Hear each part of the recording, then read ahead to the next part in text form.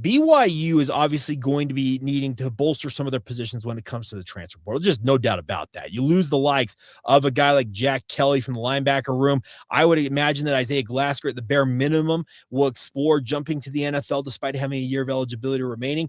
And that's just where we're going to start here with this linebacker conversation, is that there's a number of position groups that BYU is going to need to bolster via the transfer portal. It's just a necessity in this day and age of college football, and especially being a Power 4 program like BYU is.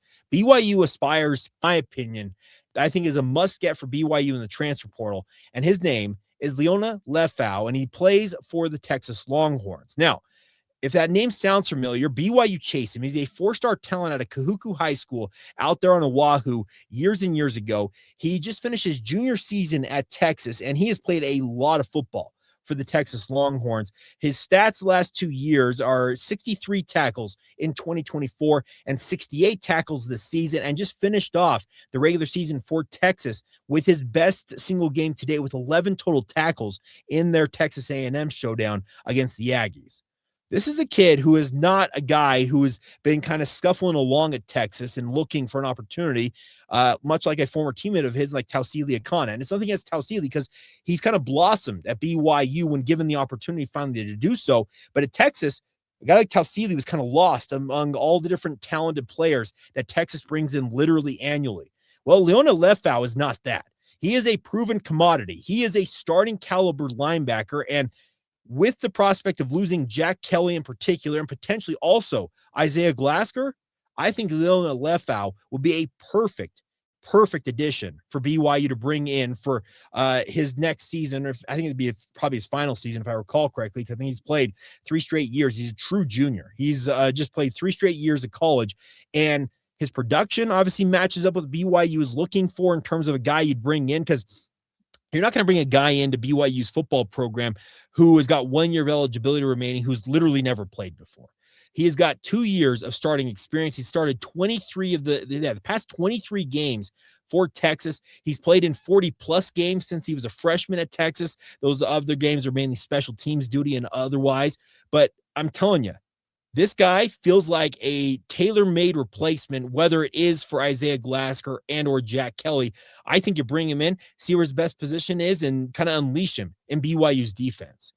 I think what Jay Hill has proven as a defensive coordinator is he will obviously have his what he expects from guys in his scheme, but he will also mold it to accentuate and fit their strengths. And Liona Lefau, he may not be the biggest guy in the entire world. I think what they list him at. They list him at 6'1", 227 pounds. So he's more in the mold of a Jack Kelly, but I'm telling you, he has got the type of production that you look at and say, yeah, this is the type of guy that if you want to bring in a 1-year guy to potentially be a stopgap guy to come in, fill a role like Jack Kelly or Isaiah Glasgow has filled for multiple seasons for BYU, you could do a lot worse than bringing Leona into this program. And he's got ties to BYU. BYU chased him heavily when he was coming out of high school. A lot of people will tell you that he had interest in BYU, but at that point, remember, BYU's defense, when he was coming out, was still kind of in that Alisa Tuiaki era where it did not look good. And I can understand why Texas and the allure of playing in the SEC, obviously they were in the Big 12 before they made the jump to the SEC, obviously pulled him to Austin. But now he's looking around at his options and maybe looking at maybe a more, I don't know what I'd call it, a more robust opportunity, a bigger potential in terms of going out there and having an impact. Well, why don't you circle back around and come to a place that you're wholly familiar with? Because being from Laie, Hawaii, he's a member of the Church of Jesus Christ of Latter-day Saints, as I understand it. And growing up in that community, he would know a whole lot about BYU and would understand exactly what the Cougars are all about. And now BYU finally has that, I guess you call it a track record or I don't know what you want to call it, but what Jay Hill has proven with this BYU defense is it's top 30 caliber in the country, top 20 caliber, and you're not going to be kind of lost in a scheme that is not going to have you showing your skills. You are going to absolutely be able to show what you're capable of, and in some ways actually stand out even more than you might have stood out among some of your teammates that Texas would boast on their own defense. It's kind of crazy to think that BYU in 2 successive off seasons could add impact players from the University of Texas, but Tausili Akana has proven to be that this season for BYU, and next season, if all goes well, according to what I would hope here with Liona Lefau, I think it'd be a great great pickup for BYU to bring him back to Provo and really unleash him in this defense. So I will continue to break down guys that I think BYU just absolutely needs to grab when it comes to transfer portal guys, because I've had coaches tell me, and other people, we've had this conversation on my radio show as well as other places, is that the funny thing about recruiting is you're building relationships both for now and in the future. And in this era of the transfer portal, guys are going to go to a school that they may not pick your school, speaking of BYU originally, but they'll go somewhere, and whether it works out or it doesn't, they may come back out in the open market when it comes to the transfer portal. And if you don't burn that bridge and you continue to keep those relationships strong with the player, in this case, in many cases, the agent, their family, that type of stuff, it can actually benefit you literally years down the line, because we're talking, this is 3 years back. The BYU was recruiting Leona, and even a year before that, if not more, they probably had contact with him during his time playing for Cougar High School. And all these years later, could it finally benefit BYU, the fact that they chased him long and hard during the recruiting process, probably watched him from afar at Texas, and having the ties like he has, probably to Tausili Akana, who I think is also from the North Shore.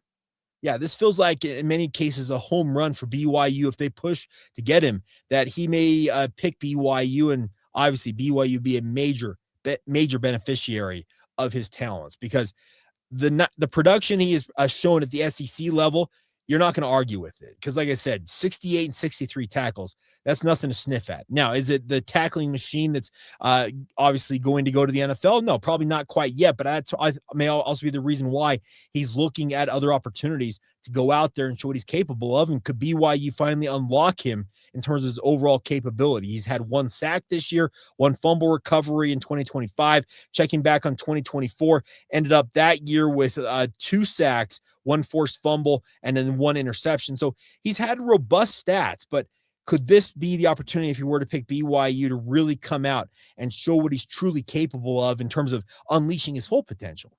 That's the question to be had. And it's kind of crazy how these relationships literally developed sometimes over 5, 6, 7 years, can ultimately benefit BYU because they kept those relationships strong all these years during that period. So we'll see how it all shakes out. But I think Liona Lefau would be a major boon to BYU, especially in the circumstance that I would expect that we lose Isaiah Glasker and Jack Kelly to the NFL this offseason, because I don't see I know that Glasker has a year of eligibility remaining, but he's played a lot of college football, and I think it may be time for him to chase his professional fortunes. And like I said, you need to find some ready-made replacements for that, and Leona could be that guy that's out there on the open market. All right, that is going to do it for today's edition of the show. As always, thank you for your continued support of the show.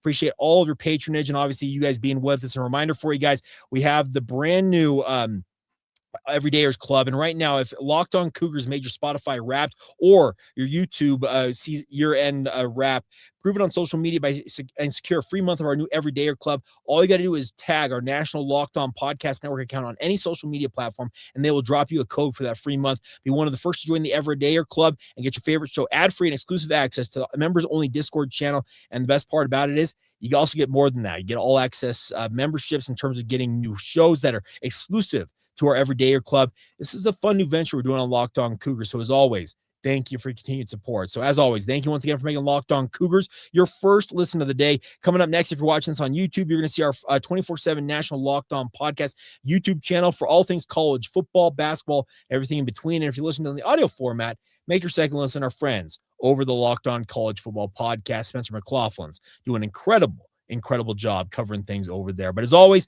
thank you once again for all of your support here on the podcast, and come back and be an everydayer tomorrow right here on the Locked On Cougars podcast.